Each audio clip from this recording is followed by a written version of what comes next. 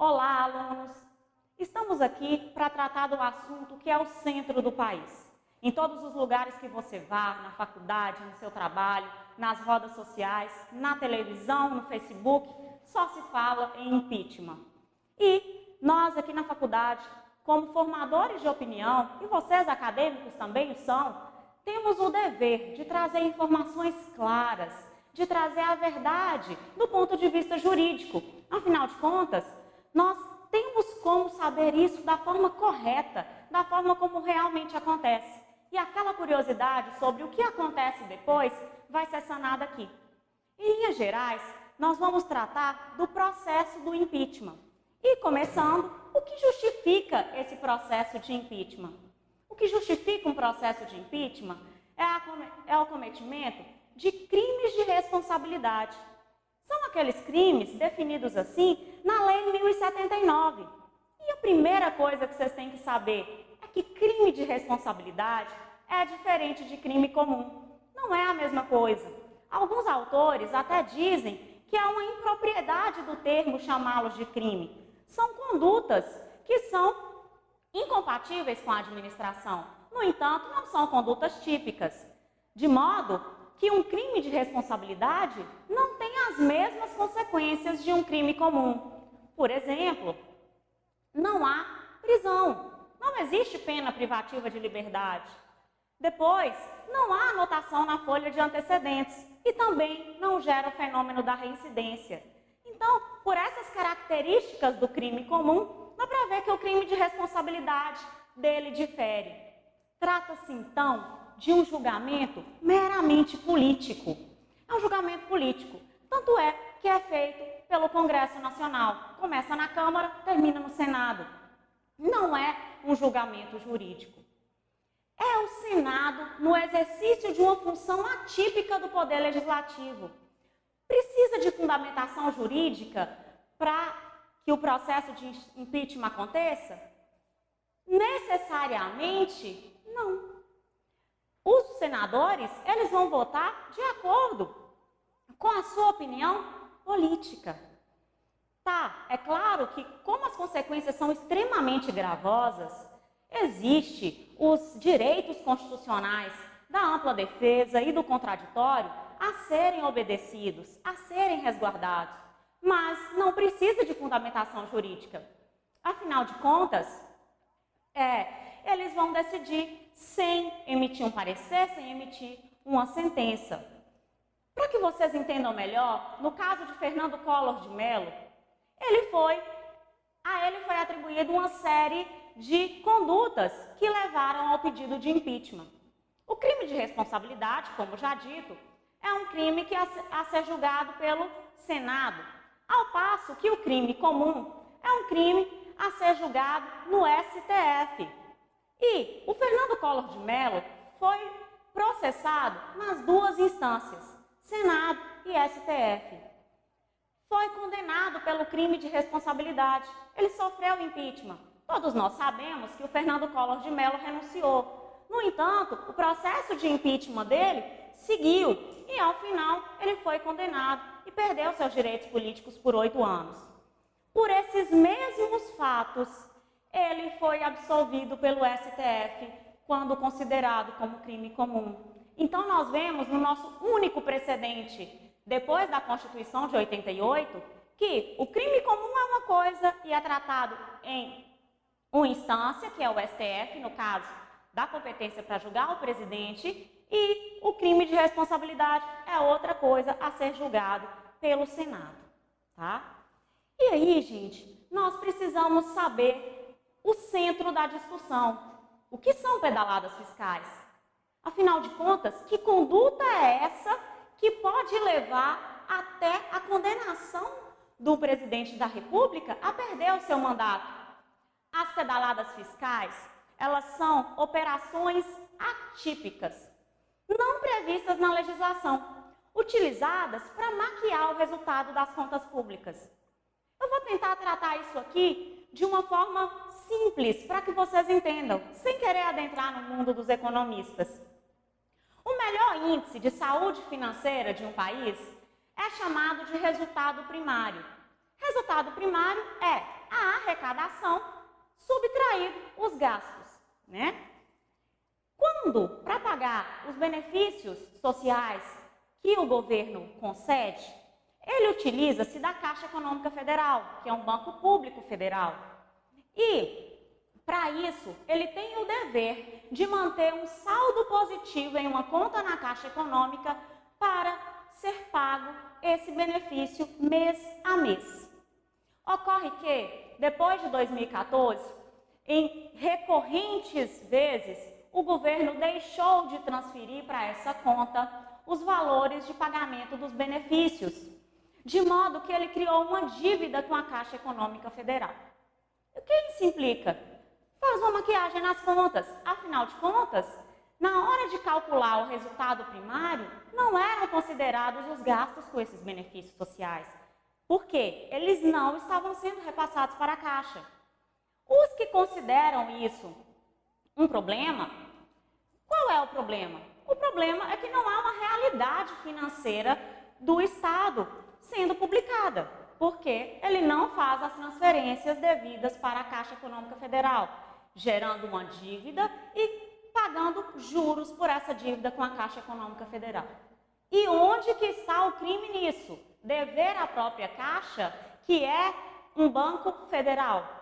O problema é que a Lei de Responsabilidade Fiscal proíbe que um banco público financie os gastos do governo que o controla.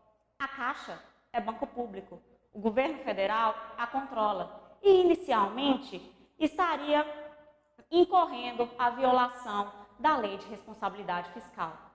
Por outro lado, aqueles que defendem que não aconteceu o crime de responsabilidade dizem que não há empréstimo, não há financiamento de gastos públicos, houve um mero atraso nos repasses para a Caixa Econômica. E o fato do governo pagar juros desse atraso não quer dizer que ele celebrou uma operação financeira com a Caixa Econômica Federal. São esses dois lados que estão a ser debatidos. Houve ou não o crime de responsabilidade? E aí, gente, como que se inicia esse processo de impeachment? Muito se falou, o Eduardo Cunha fez o impeachment em retaliação ao presidente. Os partidos de oposição o fizeram. Mas sabe quem inicia o processo de impeachment? Eu ou você. Qualquer cidadão pode dar início a um processo de impeachment. Qualquer um que esteja em gozo pleno das suas obrigações eleitorais. Então, gente, quem começou o processo de impeachment foram cidadãos. No caso atual, foi o doutor Hélio Bicudo, doutora Janaína Pascoal e doutor Miguel Reale Júnior, que propuseram o processo de impeachment. E não a Câmara, não o Senado, não os partidos. E depois, aí sim aparece a figura do Eduardo Cunha. Porque o que ele fez? Ele recebeu o processo de impeachment e deu início ao processo. Aí, o processo seguiu para aprovação na Câmara. Todos nós assistimos naquele domingo, né? Muito discurso, muita fala, muita euforia ao final. Mas o que era aquela aprovação na Câmara? Tão somente um juízo de admissibilidade. Para que o processo seguisse, precisava que 2/3 dos deputados votassem sim pelo segmento. E só não houve um julgamento. Houve uma mera autorização para o julgamento posterior. E depois? Depois, o processo seguiu para o Senado. E, segundo uma decisão do STF, datada de 2015, o Senado iria fazer um segundo juízo de admissibilidade. E o fez. E, para isso, ele precisou de aprovação por maioria simples. O que é maioria simples? É a metade mais um dos presentes, que difere da maioria absoluta, que é a metade mais um dos membros da casa. E temos também na Constituição alguns casos de maioria qualificada, que são maiorias superiores ainda. Por exemplo, a maioria que a Câmara votou, que é uma maioria de 2/3 da casa. né? Temos essas três formas de maioria e no caso da admissibilidade pelo Senado, foi uma maioria simples que votou pelo prosseguimento do processo de impeachment. E agora? Acabou? Não. Agora que o processo começa. Admitido o processo pelo Senado, o presidente, então, é afastado por até 180 dias. O processo pode acontecer em menos tempo, mas pode seguir aí por longos 6 meses. Agora que o Senado vai avaliar o juízo de mérito, agora que serão produzidas provas, agora que haverá realmente acusação e defesa mostrando se houve ou não crime de responsabilidade. Para isso, é montado um tribunal especial. O Senado vai ser presidido nesse processo pelo presidente do STF. E o presidente do STF vai conduzir os trabalhos, que vão durar 180 dias. Ao final, haverá uma votação e 2/3 dos senadores podem aprovar ou não o pedido de impeachment. É uma maioria qualificada. Nós temos um desejo de sangue sempre. Na hora que você pensa, condenou, vai preso. Nesse caso, não existe prisão, gente. Nós falamos no começo que não trata-se de um crime comum. É um crime de responsabilidade e assim deve ser tratado. Não há criminoso, né? Existe alguém que praticou uma conduta incompatível com a moralidade administrativa e assim deve ser tratado. A condenação no processo de impeachment é a perda do mandato mais a suspensão dos direitos políticos por 8 anos. Não há nenhuma condenação mais que isso. Outra pergunta que não quer calar, que às vezes sai nas manchetes, é: vão ter novas eleições? Não. O vice-presidente assume a presidência. Só ocorrem novas eleições no caso do vice-presidente também sofrer um processo de impeachment. O que não é o caso no momento, porque não existe nenhum processo de impeachment tramitando contra ele. Existem processos que foram solicitados, mas não tem nenhum processo que foi recebido.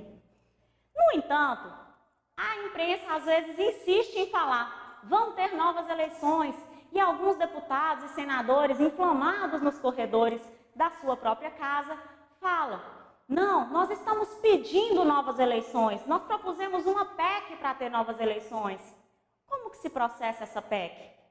Uma PEC é um projeto de emenda constitucional.